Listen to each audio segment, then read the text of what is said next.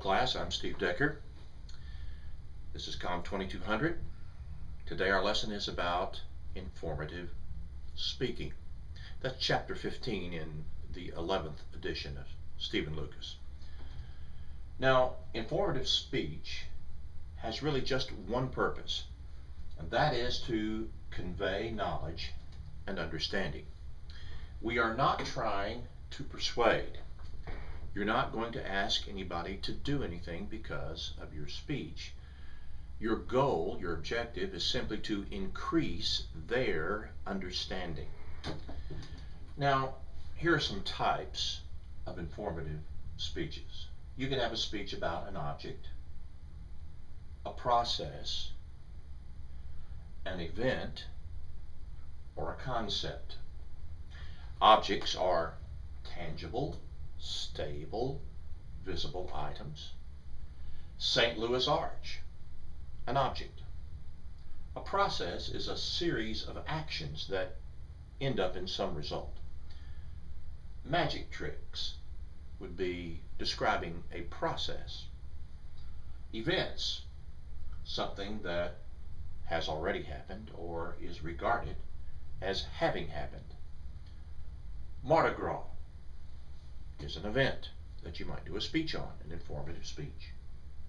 Concepts are beliefs, theories, ideas, notions, principles.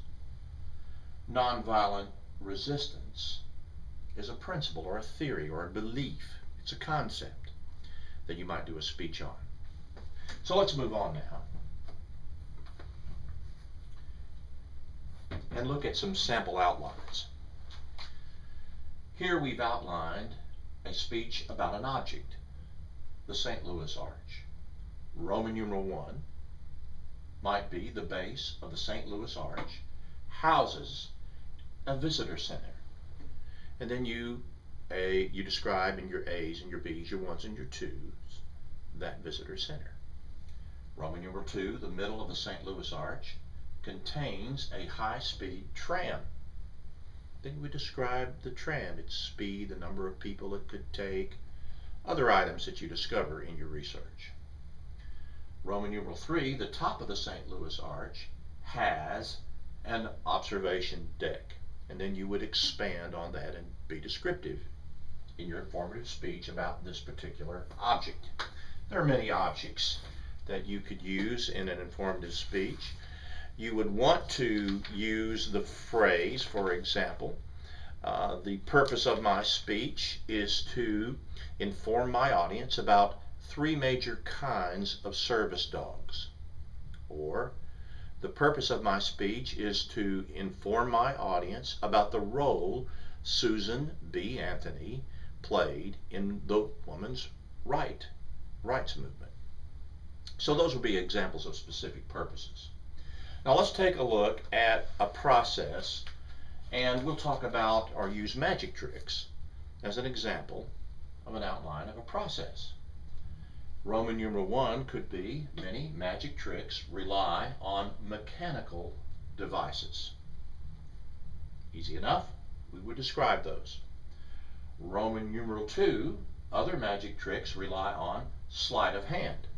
Then we would expand and give information about how magicians used sleight of hand to fool the audience.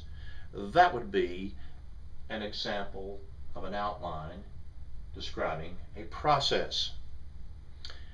We might use this as an example. The purpose of my speech is to inform my audience how U.S. currency is made. That would be a process. The purpose of my speech is to inform my audience how to write an effective job resume.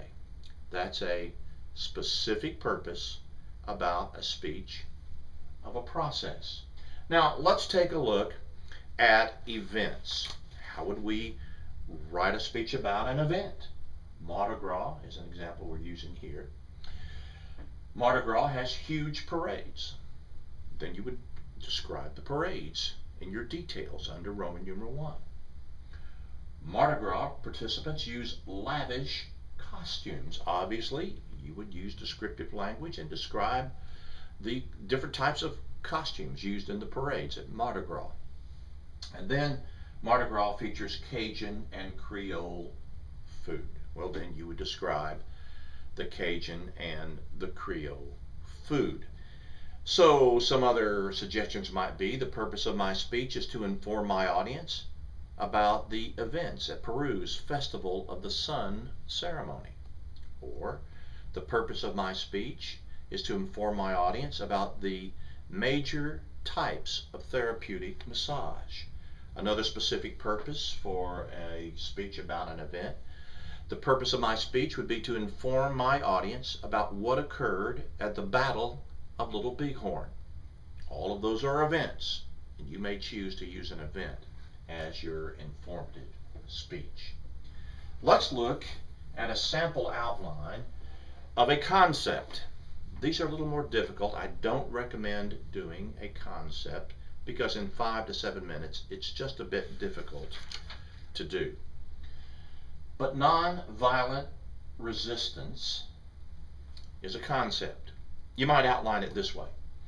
The first principle of nonviolent resistance is that change must be achieved by moral means. The second principle of nonviolent resistance is that one should not inflict violence on one's enemies. Then you explain that. The third principle of nonviolent resistance is that suffering can be a powerful social force. Well, there's an example of an outline of a concept. Another example would be the purpose of my speech is to inform my audience about the basic principles of existentialism. Well, you can see that would probably take you 5 minutes just to define existentialism. So avoid, for our short speeches here in this class, speeches about concepts. Now let's move on. Those are just examples of outlines. Here are some guidelines that you need to follow. Don't overestimate the knowledge of your audience. Don't assume, well, they know this. Now, let's say someone is giving a speech about the weather forecasting principles or processes.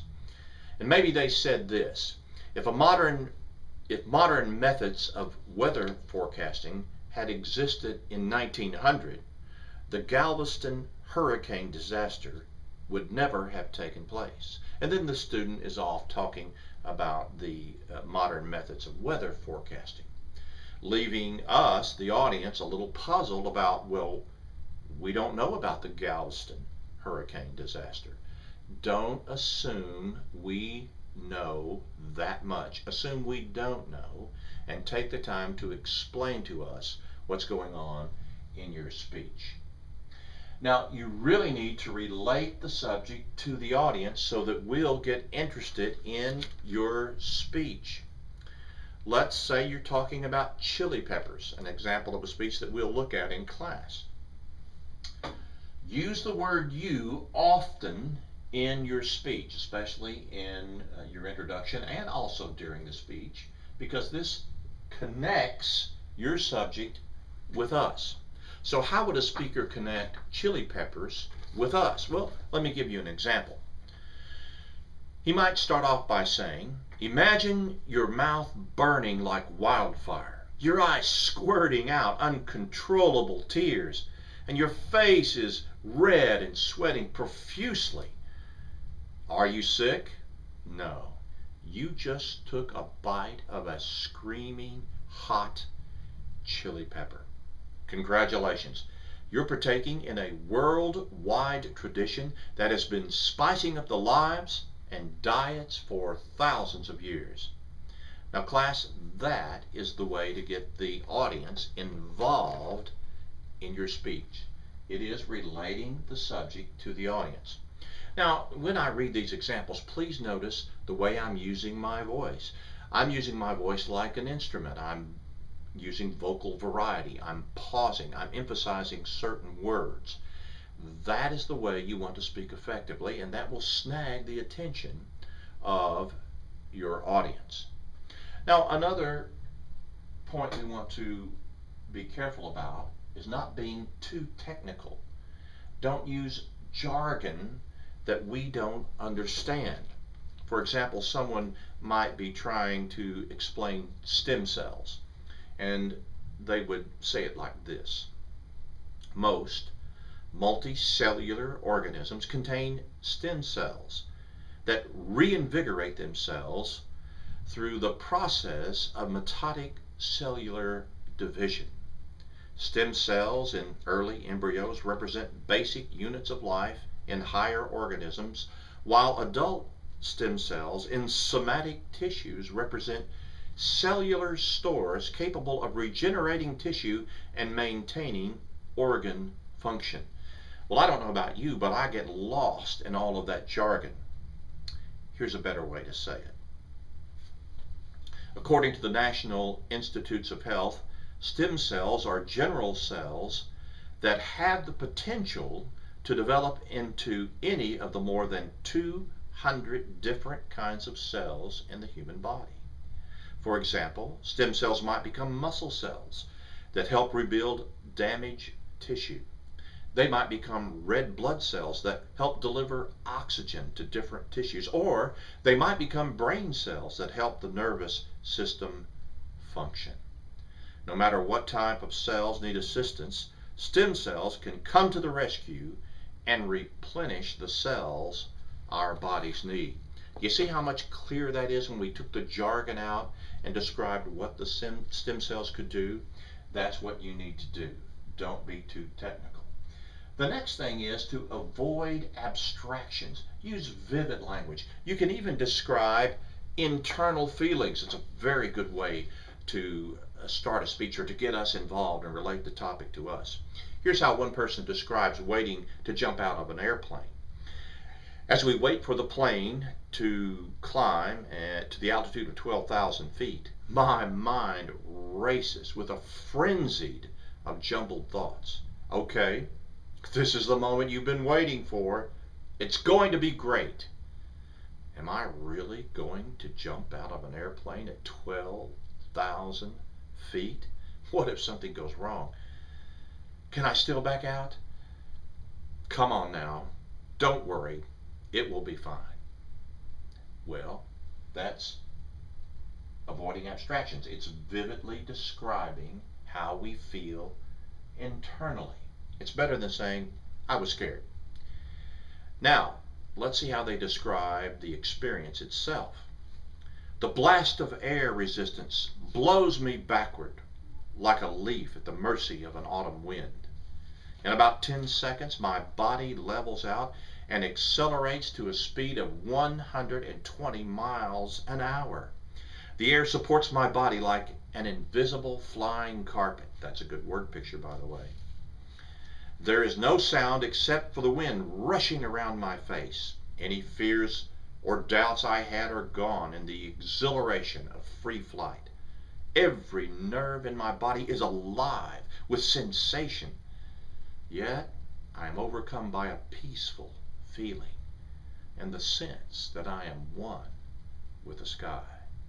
Now see how descriptive that is? That's not abstract. It creates a mind movie. It creates a picture in the mind of the listener, and that's what skilled speakers do.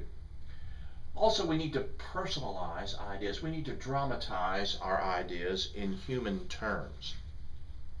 Instead of just defining autism and saying someone has it, let's do it this way. My nephew Sam was the delight of our family. When he was born, the first grandchild of my parents, he cooed and babbled and smiled at his mom and dad and at the grandparents. He grasped for playthings around his crib. At family dinners on Sunday, we took turns holding him in our arms, feeding him and singing him to sleep. He seemed like any normal infant in a secure and loving home. Then, shortly before his second birthday, we began to notice unusual behaviors. Sam avoided looking us in the eye, did not seem interested in learning words. He sat and played endlessly with the same toy, rocked back and forth in his chair for hours at a time and was easily frustrated. My sister took him to a specialist who gave the dreaded diagnosis: Sam was autistic. Now that's a very good way to personalize or dramatize in human terms the concept of autism, or the disease of autism.